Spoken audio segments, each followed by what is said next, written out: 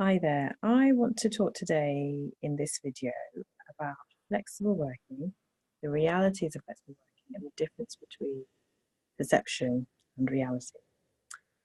Now, as you may know already, around 80% of the population really value flexible working over many other staff benefits. And it's not just for mums, it's for anybody who wants it for any reason, essentially.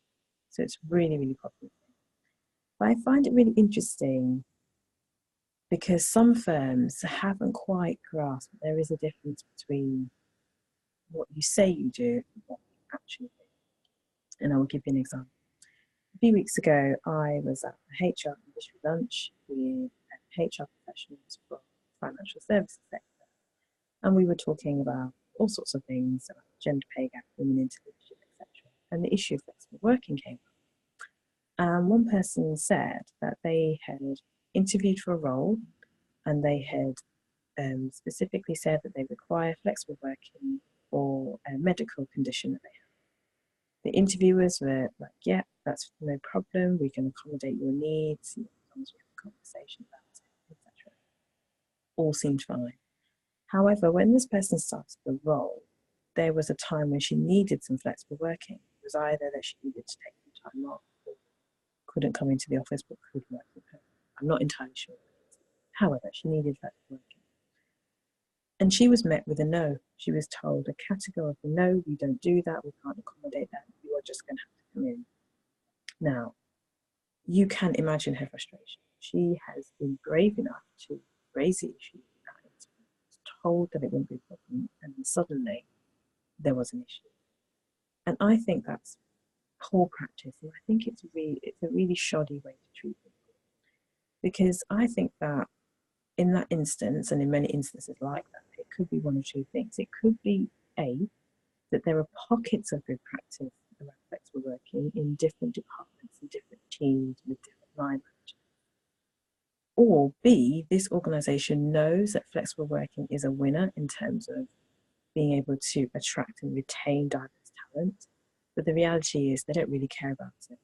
And they will say anything to get people through the door in the hope that people will just accept it, just stay, just muddle along with the 9 to 5, 9 to 6, 10 to 6, 10 to 8, whatever working hours model that the organisation has.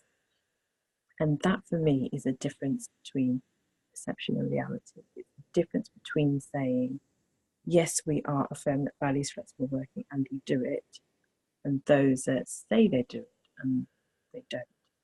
And I think that it is a really bad way to treat people, because what you'll find is that those employees will become disheartened, disgruntled, unhappy, miserable, unproductive. And many of them, they could be putting their health at risk. And ultimately, what you have is disengaged employees who will eventually leave. They will eventually face burnout and they will have to leave.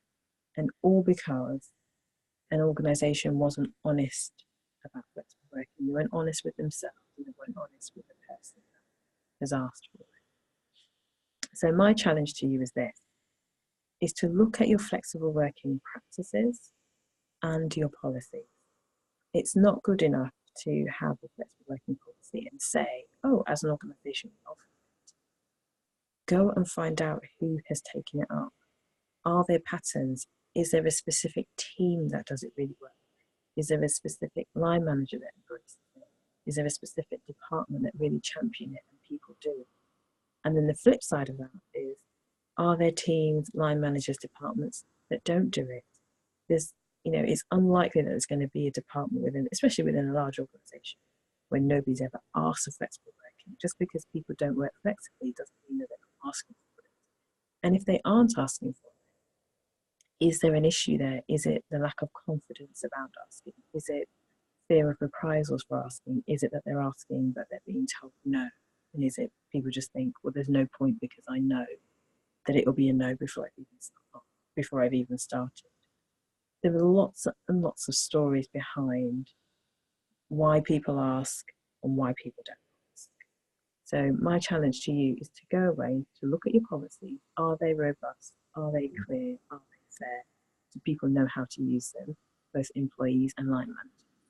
But then to look at the practice, what is actually happening in the organisation. And if you can look at the two, then you will be able to see where there are patterns, and you can identify what are they good patterns, what are they patterns that can be improved upon. If when doing this exercise you do uncover that there are things that can be improved and you're looking for help in doing that, then please comment below or send me a private message. Thanks for now. Bye.